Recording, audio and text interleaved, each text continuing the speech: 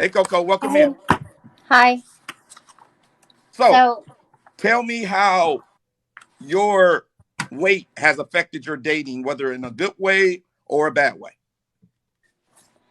well, I think weight in general is going to affect your relationships, period. Not just dating, but also with your family and your friends. It's not just dating relationships or husband. But I think what a lot of people don't understand is the mental toll that it takes not only on your body, but what it does to the person that you're with. All the things that are involved with it.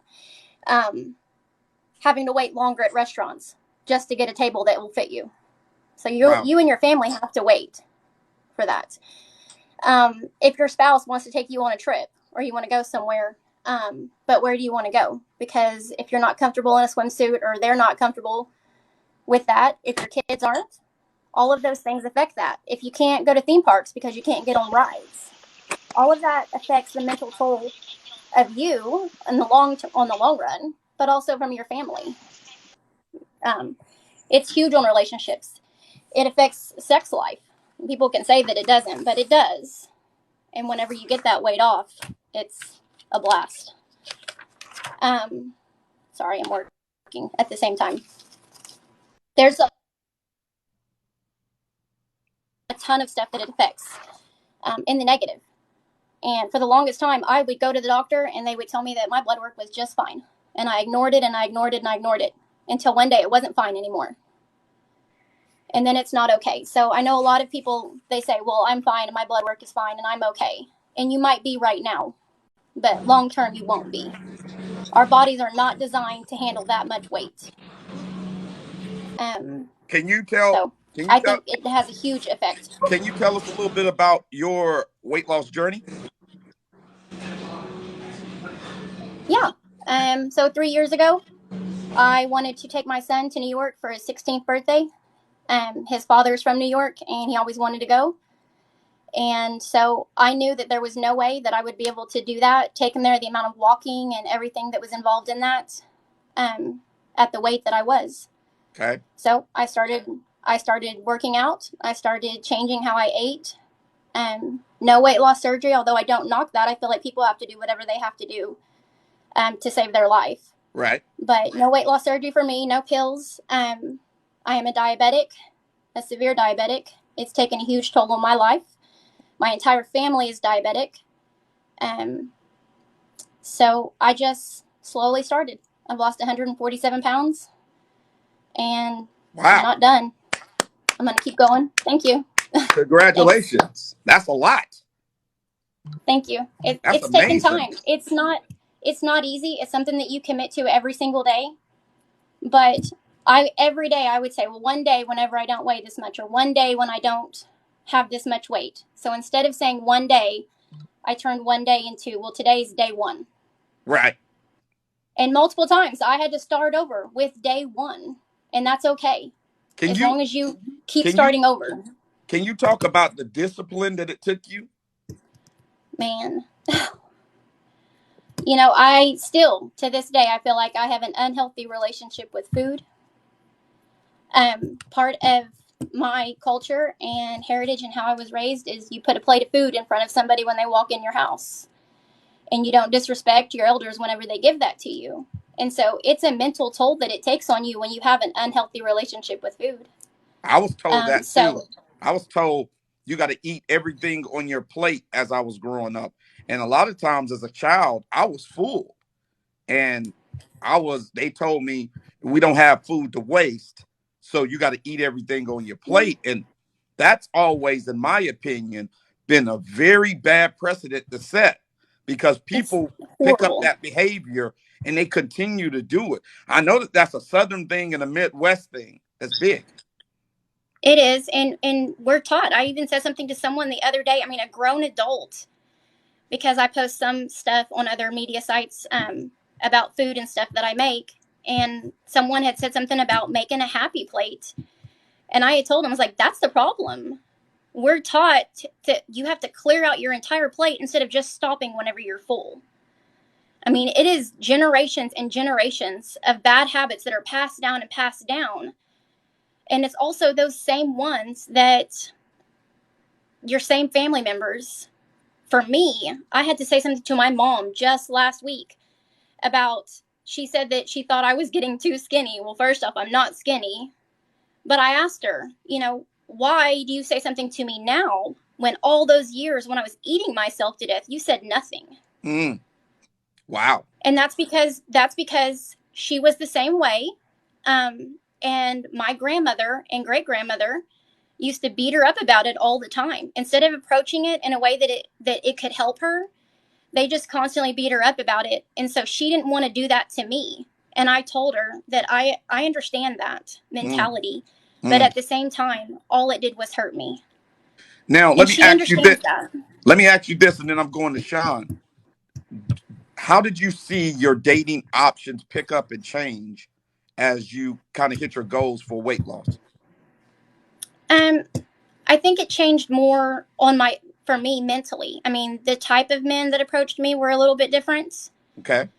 But what it did for my own mental health was the huge part. It changed how I saw things. Right. And so, yes, different men would approach, but it was mostly what it did for me. Okay. It made me more confidence is everything in approaching other people also. Yep. Well, thank you, Coco. Thank you for sharing your story. That's amazing. Congratulations on all your progress. That's awesome. Yeah. Keep up the good work. Thank you. Sean, my boy. What's going on with you? Welcome in, my brother. Good to see you as always. So, what about it? How does weight affect the decisions that you make when dating? When you are picking and choosing the women that you want to give your time to? As a man, I think that, we all, like I've heard you say before, we've dealt with certain women in our lives, and we've dealt with them. But what we do is we put them in there's a slot for them. So there are certain women that we look at for certain things, and that weight is what helps put them in a certain category. If she looks a certain way, yeah, we might hit it, but it's not something that we're looking at for something long term. And what I wanted to say is what you were talking about earlier was about the fact that, man, my mind went blank for a second. But I'll just give you this point. The thing is that women are always talking about, oh yeah, men, when we have our preferences, for things. Women always have a problem with it, and this, that, and the other. But when women have their preferences, they're not willing to make any adjustments. They feel like we're supposed to take them for whatever they are. And many of these sites and these lives are women basically trying to tell men, listen, we're going to stay where we're at. We're going to be who we are. We're not going to put forth any effort. We're not going to put forth any work. And we're just going to sit up and drill you on why you should accept it the way we are. Sean, you talking about the attitude of accept me for who I am, right? Even though men got to get better every single day. Exactly. And me, listen, guys, I'm gonna say something to that point. I hear women on my videos and on my lives all the time telling me to accept, or telling other men accept us for who we are. No, because men got to get better every day. You telling me if I said, hey, I'm quitting my job and I'm just going to do nothing, I'm going to sit at home, play PS5, accept me for who I am, you going to accept that? Hell no, you're not going to accept that. You expect as a man that I'm going to be a leader, I'm going to get out there and earn for my family, provide, and protect you. Stop asking people to accept you for who you are when you know good and damn well you got improvements to make. Why would you say accept me for who I am when you got improvements to make? Why wouldn't you say I'm not where I want to be, but I'm working on it on a day-to-day basis to get to where I need to be? So the version that you're getting now is not a finished product. You're going to get the finished product because I'm committed to getting to my goals. I don't want to hear that anymore. Accept me for who I am. What if who you are is terrible? Then what? I'm supposed to accept something terrible? I'm supposed to accept less than what I feel that I deserve? If I'm up here and I got my life together and you're down here and we meet and we're physically attracted to each other, and you say, well, Don, this is just who I am, accept me for who I am or not. And you might be lovely, but a lot of things in your life is terrible. How does that make any sense? That makes no common sense to me. No, I will not. Just like you guys say, see, here's the thing. A lot of ladies, I don't think y'all understand how the terminology, I refuse to settle, affects you. Because men have said, okay, I refuse to settle. I refuse to take a bad deal. I refuse, if I'm in the gym every morning at 4:30 before work, to take a woman that doesn't go to the gym. I refuse, if I had to become vegetarian or vegan, to take a woman that just eats a 30-piece set of wings in one sitting. I refuse, if I had to go to therapy and overcome my traumas, to take someone that I'm supposed to understand when she just flies off the handle because she has trauma in her life. You guys messed up when you came up with that saying, because men, we think we're logical. We're like, well, wait a minute now. She's not going to settle? Well, damn, I'm not going to settle either then. I'll clap her cheeks. She can give me some of that Gawk Gawk 3000 with the two-hand twist, super soaker. But I refuse to marry her or be her boyfriend. You guys got to understand that what you were saying, men are listening to, and they are adjusting accordingly. It's a lot of men who have babies with women that they don't even want to be seen with in public. They don't want their families to know about them. They don't come into their houses until after dark, and they leave before the sun rises. All the time. All the time. And women will take that for a relationship. That is not a relationship. And that's not what I'm talking about. Because I'm going to be honest with you, ladies. Some of y'all are getting sympathy D. Some of y'all are getting sympathy D.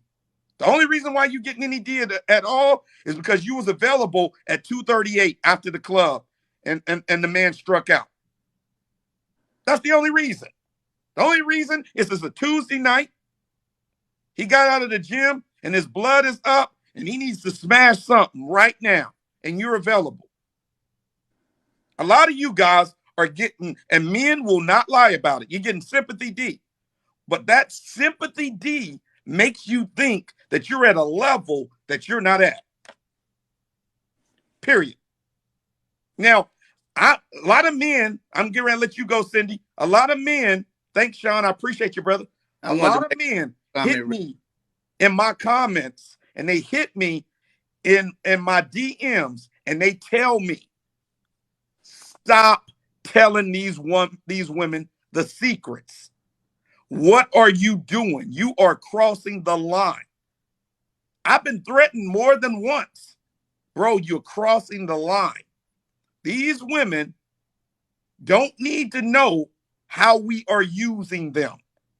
Let them keep having this thought process that they ain't gonna settle, that they're a strong, independent woman, don't need a man. We just gonna boost their head up. We're gonna clap them cheeks and get out of there. We ain't gotta take them on no dates. We ain't gotta buy them no food. Valentine's Day is coming up. You ain't getting no gift or no flowers. Do not be expecting it. Do not expect it. If you've never been out with a man in the light of day, he ain't never took you out on an actual date. I dare you expect to get some flowers for Valentine's Day. How dare you? That man, you never met that man's family. You just went through the gauntlet. Let's get this right. We had Halloween, we had Thanksgiving, we had Christmas, we had New Year's, and now we got Valentine's Day. That's five holidays. And you ain't never met his family. You ain't never met his kids. You don't even know his last name and where he lives. And now you think that you're getting flowers? Oh, hell no. Welcome in, Cindy. Go ahead. Unmute yourself.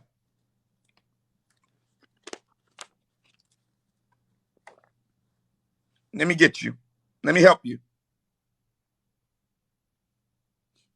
No. There Okay, you can go. you hear me now? Got you. Thank you. Go ahead. Welcome I'm in, still Cindy. learning this. Thank you so much.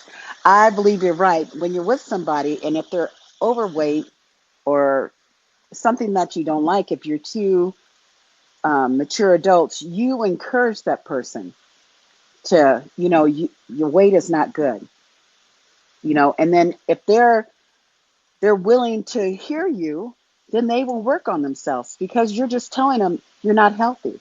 I think that's an encouragement. I had one person, I used to play a lot of sports. I even played rugby for the Seattle Mudhens, but I was athletic, but I could hide that weight until Mm-hmm. one person said, "You were so fat, you're gross." That's all he had to say. I stopped it right there because I knew how to stay in shape.